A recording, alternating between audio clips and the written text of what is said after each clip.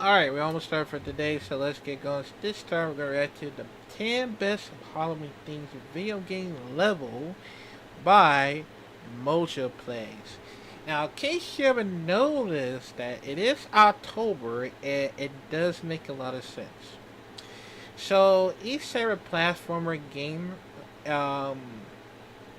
each every platformer games that add up to one of the themes for it, whether it's on Christmas or Thanksgiving or the 4th of July or spring, and of course Halloween as well.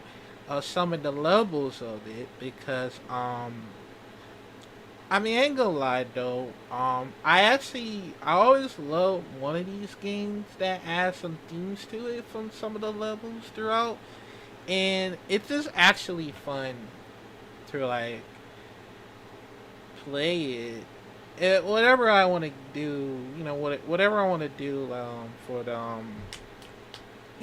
from my own gameplays for Halloween, of course.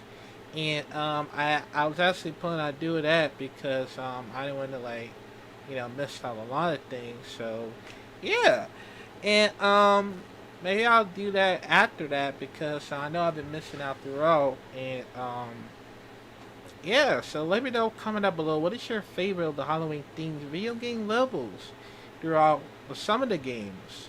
Okay, y'all gotta let me know. So okay. So let's check it out in 5, 4, 3, 2.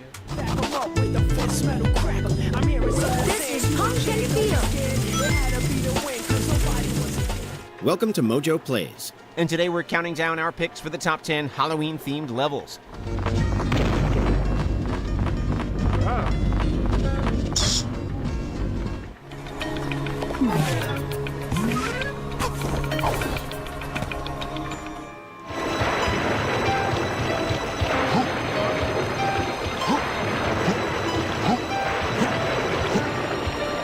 For this list, we'll be looking at levels from non-horror games that best encapsulate the spirit of All Hallows Eve. Which level brings out your Halloween spirit? Let us know in the comments. Before we begin, we publish new content all week long, so be sure to subscribe and ring the bell to get notified about our latest videos. Nina's Nightmare, Crash Team Racing Nitro Fuel.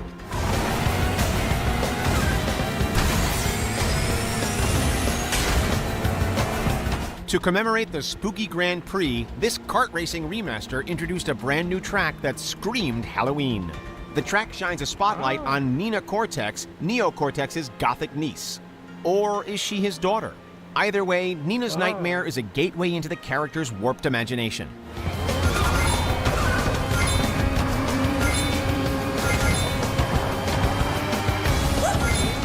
Literally, the race commences with a levitating key unlocking a gate, sending racers on a petrifying path made up of decrepit windmills, dark woods, and a mansion modeled after Nina's twisted personality. Also present is the Pumpkin Lord, who will squash you with his tree-like legs if you're not careful. With the excitement of a roller coaster and an appropriately spooky atmosphere, Nina's Nightmare delivers the thrills in more ways than one. All that's missing is a hearse. Easy.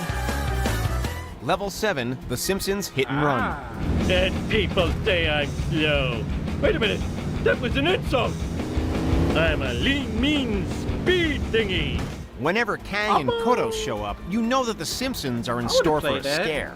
In the 7th and final level of this game, Springfield is given a Treehouse of Horror makes makeover. sense. Taking place on October 31st, Homer must thwart the aliens while also dealing with a Is that zombie from Treehouse of apocalypse. Horror? Part of it?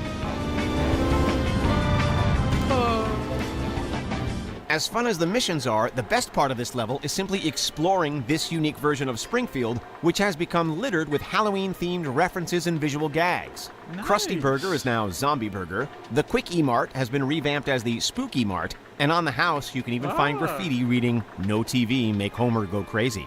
It's every bit as memorable as Homer's last trip to the third dimension. Mindless destruction. This town is going to pay for this. Ghostly Garden, Pac-Man World.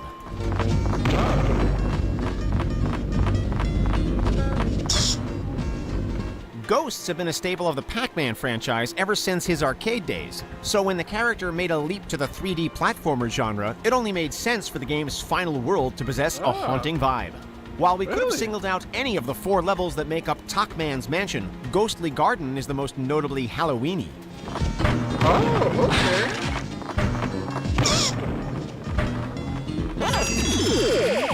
Ghosts aren't the only obstacle that Pac-Man has to worry about in this graveyard-like setting. Giant bats, skeletons, and floating coffins are also scattered throughout. The falling leaves in the air also give the level a genuine autumn feeling. While you won't find any candy, you'll come across plenty of fruit, which Pac-Man prefers to munch on anyway.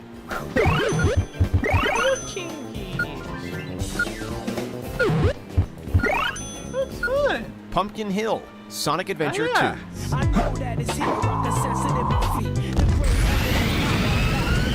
I forgot about that. But it's around somewhere. You can run, but you can't hide from the ghosts that occupy Pumpkin Hill. On his quest to collect the Master Emerald's missing pieces, Knuckles finds himself gliding through a mountain range where the hilltops are shaped like jack-o'-lanterns. The setting sun in the background and the illuminated pumpkin heads give the level an atmosphere that's creepy yet cool.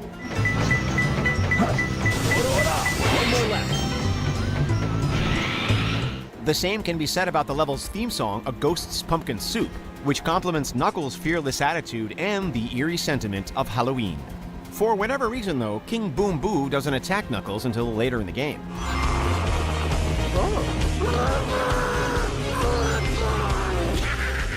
Yeah, that's pretty Subcon scary. Forest, A Hat in Time.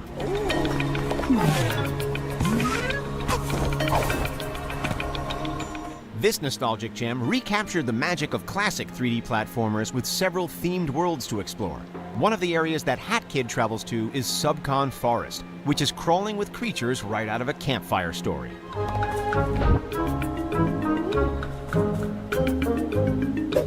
The scene stealer is Snatcher, a mysterious figure who always has a contract ready. You'll have to make a few deals with this devilish character to progress, requiring Hat Kid to do a variety of tasks, the creepiest of which takes Hat Girl to Queen Vanessa's manor, where you'll be hiding under furniture in fear. It all culminates in a boss battle against the Snatcher, who should have worn his thinking cap when he messed with Hat Kid.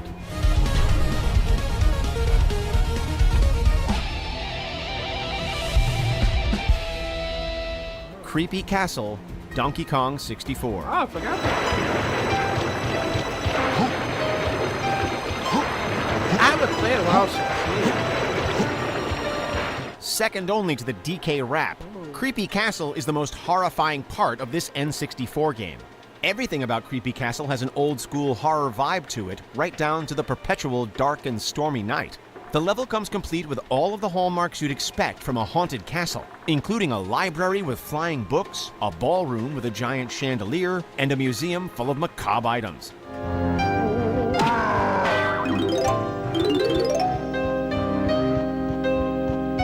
Of course, the best parts of Donkey Kong games are always the minecart rides, and this is where Creepy Castle truly shines. With gravestones popping up and a giant Kremling demon trying to snatch you around every turn, this challenge only amplifies everything that makes a traditional minecart ride great.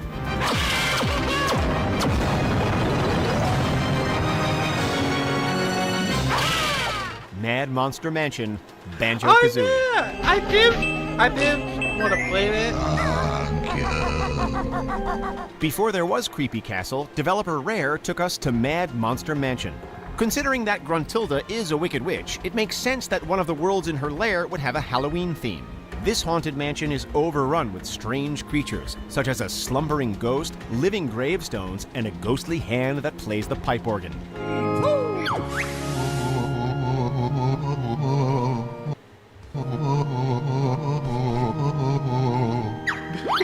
It's not all gloom and doom, however. Mumbo Jumbo gets to try out arguably his most adorable transformation spell, turning you into a pumpkin that's small enough to flush down the toilet.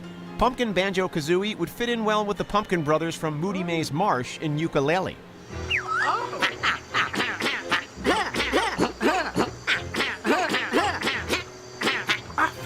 The Lich Yard, Shovel Knight.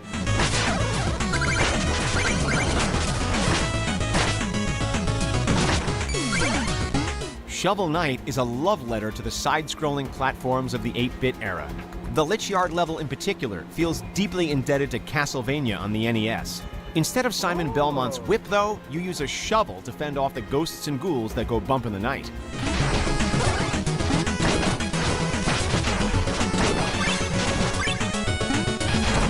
This level is at its most intense whenever Shovel Knight finds himself shrouded in darkness, relying on flashes of lightning to guide the way.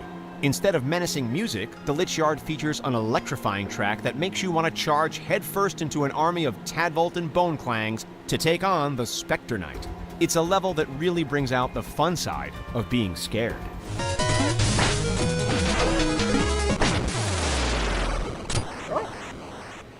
Halloween Town, Kingdom Hearts series.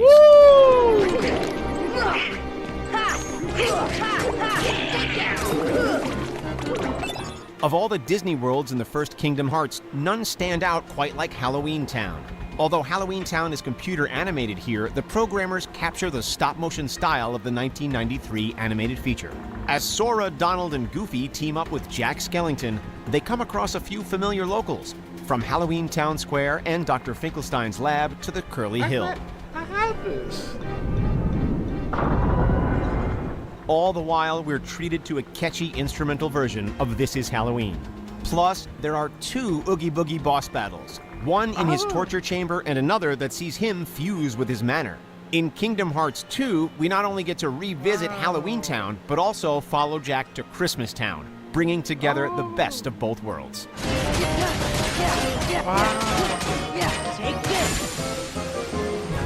Big Boo's Haunt, Super Mario 64.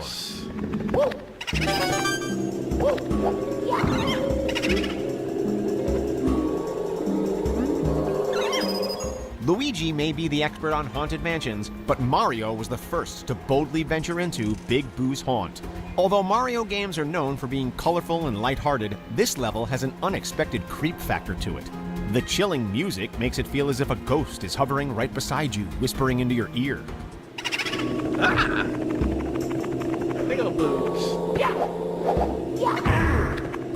The level is remembered for many things, such as the ghost hunt, the merry-go-round room, and those giant eyeballs that won't stop staring at you. Yet there's one particular element that secured Big Boo's Haunt on our top spot: the Mad Piano. We'll never forget the first time that seemingly ordinary piano moved, breaking out those razor-sharp teeth. Forget Bowser. This is what terror looks like.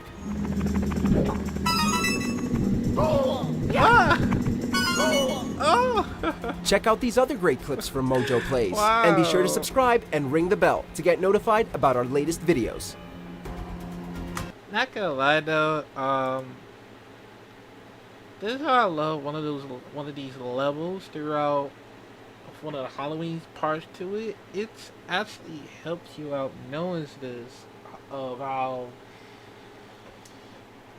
man, I've seen it so far, and it's the only fun thing about it, and some of the levels, and it's an experience. Like, this whole thing's like an experience throughout one of the platformer games, and it does help a lot of things to it, along with fighting games and shooting games that probably have some Halloween themes to it as well. Well, of course, you know, but that's okay. But it's a fun reason that it makes you feel like when you play one of the levels that has a Halloween theme to it, it makes you feel like you will be in the Halloween spirits, because you know, it helps, you know, during October, cause it really does help you so far of, you know, do a lot of things. But I'll try to do my own Halloween gameplays if I can, so I'm gonna see what I can do. So yeah, man, but let me know, comment down below, what is your favorite best Halloween themed video game levels so far. Let me know, and I'll see you in the next video.